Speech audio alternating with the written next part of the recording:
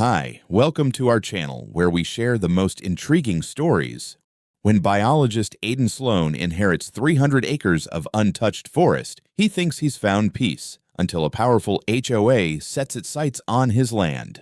As pressure mounts and threats close in, Aidan must fight back or risk losing his family's legacy to greed and deception. I never thought inheriting land would drop me into the middle of a neighborhood conflict, but here I am.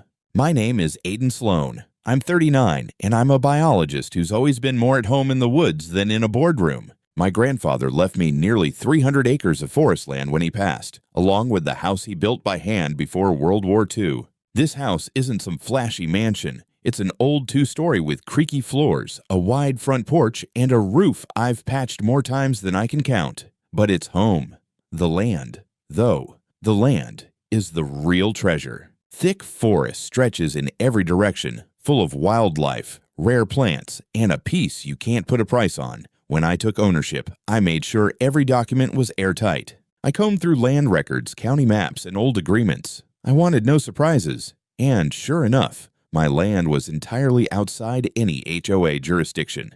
The neighboring development, which had popped up in the last decade, belonged to a sprawling homeowners association called Maple Ridge. Their world was one of manicured lawns, pastel-colored houses, and strict rules on mailbox shapes. Mine was old oaks, soft trails, and a life dictated by seasons, not committee meetings. At first, there was no reason for us to cross paths. I waved politely when I saw Maple Ridge residents walking nearby, sometimes passing my driveway when they jogged. They mostly stayed on their side, and I stayed on mine. But as the years passed, the development kept creeping closer. More houses, more streets, more lights cutting into the night sky. It felt like the edge of their world was pressing up against mine, as if they were holding their breath, waiting for the right moment to lean in. I kept to myself, working on environmental surveys, studying local flora, and occasionally publishing papers. The forest was my laboratory and sanctuary all at once. But I wasn't blind to the subtle signs of change. More cars on the nearby roads, more hikers wandering too close to my boundary, the occasional drone buzzing in the distance. I brushed it off as the price of living near a growing suburb, until the morning a group of people, led by a sharply dressed woman with icy eyes, appeared at my front steps. Her name was Alice Strange, and though I didn't know it then, she was the president of the Maple Ridge HOA. She didn't waste time with pleasantries. With a thin, predatory smile, she launched straight into what she called a development opportunity. According to her, Maple Ridge needed a direct corridor to the main highway, and the most logical path, as she called it, was right through my forest. 50 meters wide, cutting a line all the way up to the edge of my house. I stared at her, blinking in disbelief as she handed me a folder outlining the proposal. They were offering me $5,000. $5,000. To essentially surrender 76% of my land so they could plow a road through it. I remember feeling a rush of heat rise to my face, my pulse quickening. "This is private property," I told her, my voice steady but cold. "You have no right to ask for this."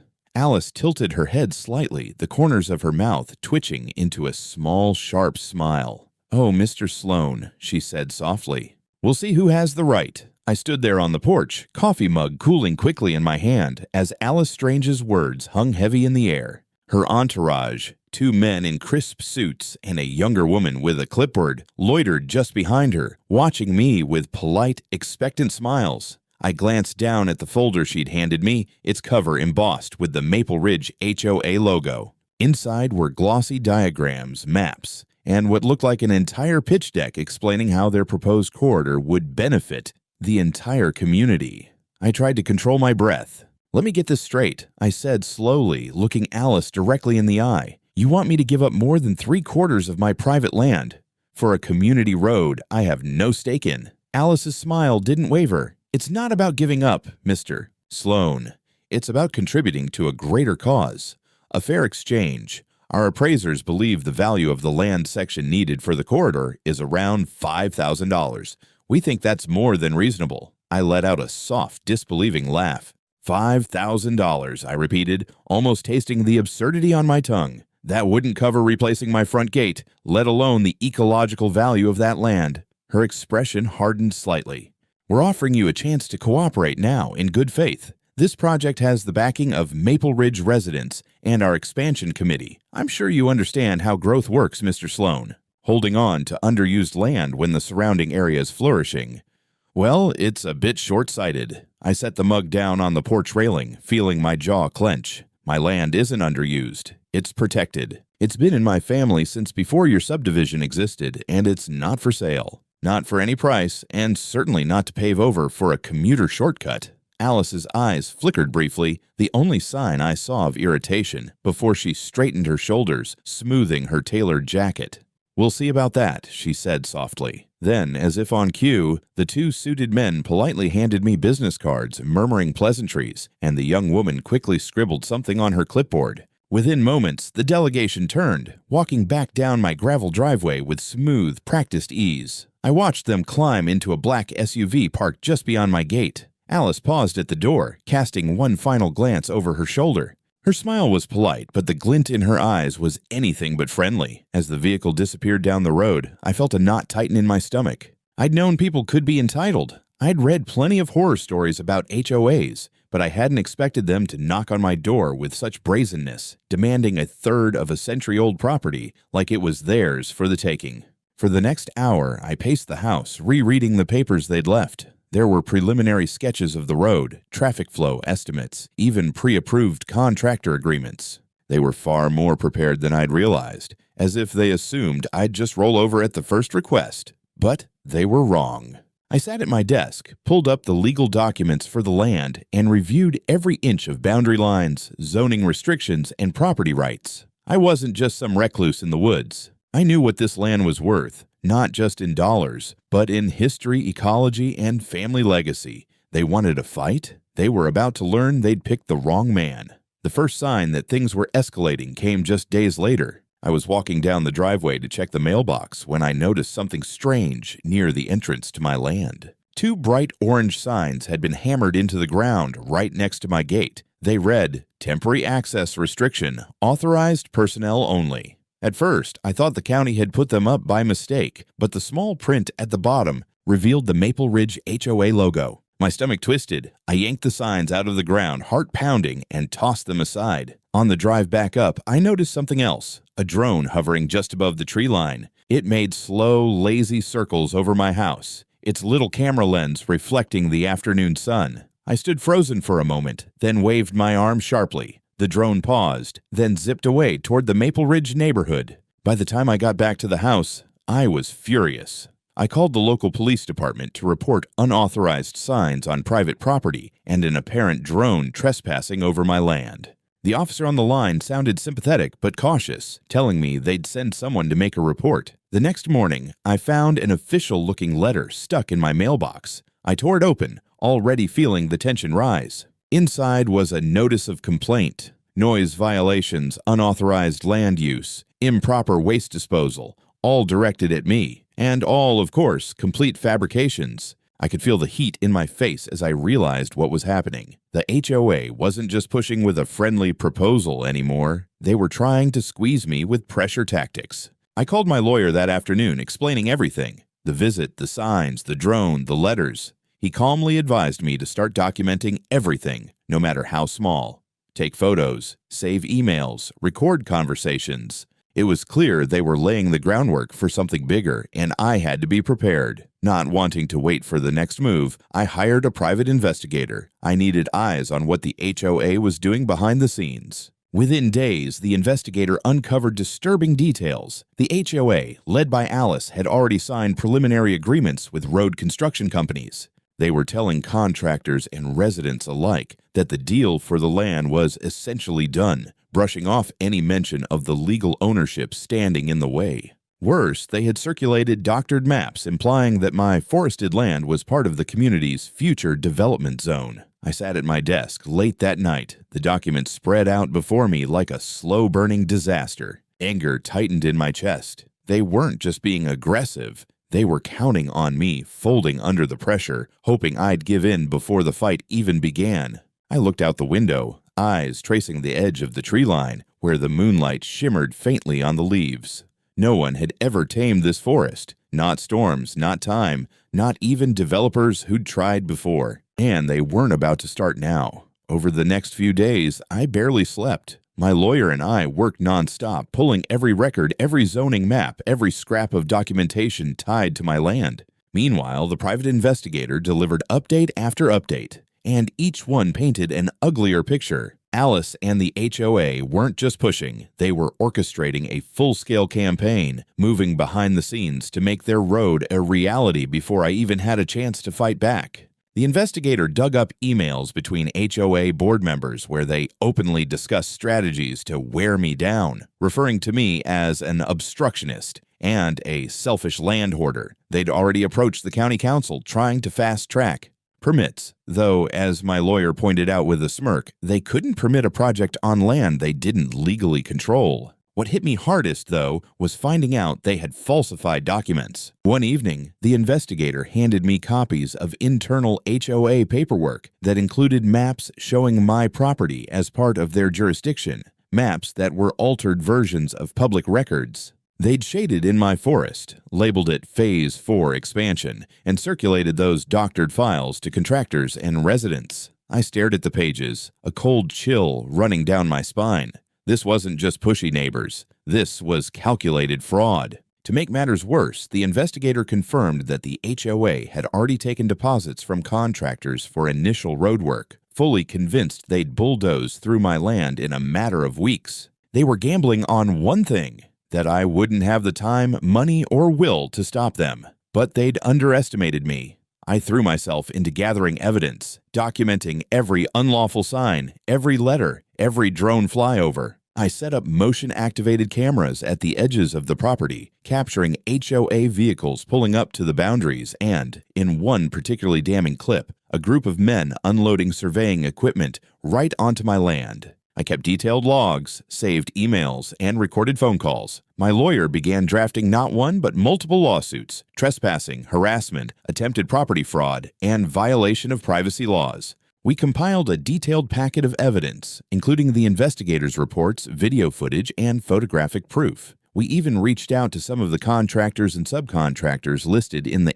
HOA's agreements. When I personally called one major contractor to inform them they were being misled, their legal team quickly pulled back, threatening to sue the HOA themselves for bad faith negotiations. The pressure was shifting. Alice and her board were still moving confidently in public, boasting about the road project, but behind closed doors they were starting to realize the ground beneath them was crumbling. And as I stood at the edge of my land one cool morning, watching the sun rise over the treetops, I realized I wasn't just defending my home. I was about to turn their entire scheme against them. The morning we filed the lawsuits, the air felt sharper, as if the whole forest had braced itself alongside me. My lawyer submitted multiple claims at once: trespassing, harassment, property fraud, and violations of state privacy laws, a legal barrage aimed squarely at Alice and her HOA board. We didn't just want to stop them, we wanted to hit them so hard they'd think twice before ever pulling something like this again. I personally delivered certified notices to the HOA's office, accompanied by a uniformed police officer who had been assigned to handle my earlier complaints. I'll never forget the look on the receptionist's face when she realized what I was handing over. Her nervous fingers fluttered, eyes darting between the officer and the thick envelope in my hand. For the first time, it felt like the upper hand was shifting, but Alice wasn't done. That same afternoon, she called a Maple Ridge community meeting where she confidently stood before her residents, waving a stack of papers and insisting everything was still under control. According to the reports I received later, she downplayed my legal actions as stalling tactics, claiming I was blocking progress and would eventually be compelled to cooperate. I couldn't help but laugh when one of the contractors called me that evening, apologizing profusely for nearly breaking ground on my property. "We had no idea you weren't part of the deal," the man said, clearly rattled. "We've already pulled our crews, and we're demanding a release from the HOA's contracts. We're not touching that site without clear title." At the same time, the local police department began stepping up. They investigated the drone surveillance. Turns out, the HOA had been operating several units, some without proper FAA permissions, and definitely without my consent. A couple of officers came out to the property, walked the perimeter with me, and shook their heads at the array of unauthorized signs, makeshift markers, and survey equipment scattered near my boundary lines. They took detailed statements, photographed everything, and opened a formal investigation. What surprised me most was how quickly word began to spread through the wider neighborhood. While Alice continued to posture, not all her residents were convinced anymore. A few Maple Ridge homeowners started reaching out quietly, expressing concern, even apologizing for the HOA's aggression. One middle-aged couple who lived closest to the boundary line left a handwritten note at my gate, thanking me for standing firm and admitting they hadn't realized just how underhanded their own association had become. Despite the small victories, the stress was relentless. I was juggling legal filings, police reports, and constant surveillance on my property. Nights were sleepless. I'd wake up at the slightest sound, half expecting another drone or some HOA-hired survey crew to show up under cover of darkness. But I knew this was the point where most people cracked, and I refused to be that person. This wasn't just a legal fight anymore. This was war, and I was all in. The day of the court hearing arrived like a storm cloud I'd been watching build for weeks. I put on my best dark blazer, the one that made me look slightly less like a forest hermit, and met my lawyer, Ben, outside the courthouse. He gave me a reassuring nod as we walked inside, his briefcase packed with meticulously organized evidence, the drone footage, the altered maps, the contractor contracts, the police reports. Inside the courtroom, the atmosphere crackled with tension. Alice sat at the opposite table, flanked by 2 HOA board members and a grim-faced attorney. She wore a sharp gray suit, her hair pulled into a severe bun, and a smile so thin it barely counted as polite. As we waited for the judge, I could feel her gaze flick toward me, daring me to flinch. I didn't. When proceedings began, Ben led with the strongest points, undeniable evidence that Maple Ridge HOA had engaged in repeated trespassing, harassment, and misrepresentation. He presented surveillance footage of survey crews stomping over my boundary lines, emails from contractors referencing deals they believed were secured, and photos of illegal signage posted on my land. The piece de resistance came when he unveiled side-by-side comparisons of the real property maps and the doctored versions the HOA had distributed. The difference was blatant. Even the judge arched an eyebrow. Alice's lawyer tried to push back, arguing that there had been a misunderstanding and a mutual interest in community development. But Alice couldn't keep her composure. As the judge pressed her attorney on the forged documents, she leaned forward and snapped, "It's not forgery, it's clarification. He should be part of our association. He's right next to us." The room fell into a stunned silence. Even her own attorney gave her a side glance, as if willing her to shut up. But Alice was unraveling. She stood up, pointing across the courtroom at me. "This man has been a problem from the start. He's selfish, hoarding land that could serve hundreds of families. He's—" The judge cut her off sharply, voice cold. "Ms. Strange, sit down. Now." From that moment, it was over. Ben didn't miss a beat, pressing the advantage. He reminded the court that no matter how much the HOA wanted expansion, private landowners couldn't be coerced, harassed, or defrauded into giving up their rights. He cited precedent cases, zoning laws, and even state-level protections for landowners facing eminent domain abuses, protections that absolutely did not apply to a homeowners association. By the time the judge issued his ruling, I felt lightheaded, almost disoriented by the weight of the moment. The court found in my favor on every count. The HOA's actions were declared unlawful. Alice's contracts with the contractors were invalid. The association was hit with civil penalties, including damages for harassment and privacy violations, totaling over $400,000. And, most satisfying of all, the judge formally recommended that the HOA board be investigated for internal misconduct. Alice didn't look so composed anymore. As the courtroom emptied, she stood stiffly, her shoulders squared, refusing to meet my gaze. But the murmurs from her own board members, the disapproving stares from her neighbors, and the media reporters gathering outside made it clear her reign was cracking. Outside the courthouse, Ben clapped me on the shoulder with a grin. "Congratulations, Aiden," he said. "They picked the wrong man to mess with." For the first time in weeks, I felt the tension in my chest loosen. Not all the way, but enough to let me breathe. The war was over. I'd won. The aftermath hit Maple Ridge like a tidal wave. Within days of the court ruling, the neighborhood's carefully polished facade began to crack wide open. News of the HOA's defeat spread fast, thanks in part to local media coverage. Reporters had picked up the story as soon as the judge's decision was announced. Headlines like "Forest Landowner Crushes HOA Overreach" and "HOA President Under Fire for Illegal Expansion Scheme" circulated in online articles and on social media, stirring up a storm of local gossip.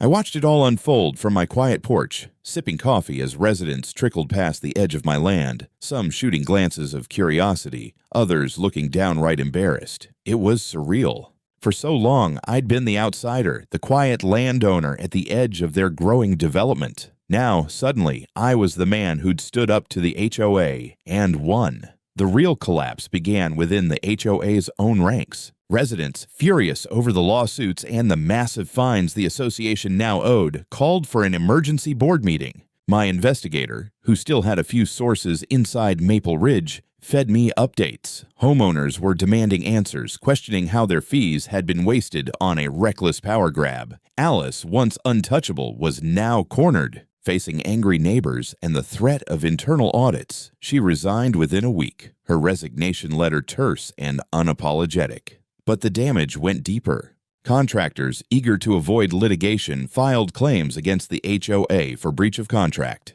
City officials, embarrassed by their earlier silence, launched their own review into Maple Ridge's permit requests, uncovering irregularities far beyond just my case. Suddenly, the community's reputation, once sleek and enviable, was tarnished. For me, the most immediate change was peace. I installed a tall, solid fence along the key points of my boundary line, complete with security cameras and clear signs. Private property, no trespassing. Violators will be prosecuted. It wasn't about shutting people out. It was about making it unmistakably clear that this land wasn't up for negotiation. Surprisingly, a few of the Maple Ridge residents reached out personally in the weeks that followed. Some left letters at my gate, apologizing for their association's behavior. Others, braver, came up to introduce themselves properly, thanking me for standing up to what they described as years of creeping overreach. One elderly man even brought over a bottle of whiskey and simply said, "You did what the rest of us were too scared to do." Still, I kept my guard up. I knew how fast public sentiment could swing, and I wasn't about to let my land be anyone's bargaining chip again. What mattered most was that the legal line had been drawn, firmly, unmistakably, and publicly. For Alice and the HOA board, the case became a cautionary tale, whispered among suburban circles about what happens when you push too far. For me, it was a hard-earned victory, but also a reminder, sometimes, to protect what matters, you have to stand up and make damn sure they know you won't back down. Weeks slipped into months, and the sharp tension that had gripped my chest for so long began to dissolve, like a storm that had finally blown itself out. The forest around my house, once shadowed by the threat of bulldozers and survey markers, was peaceful again. I could hear the rustle of the trees without imagining machinery on the horizon.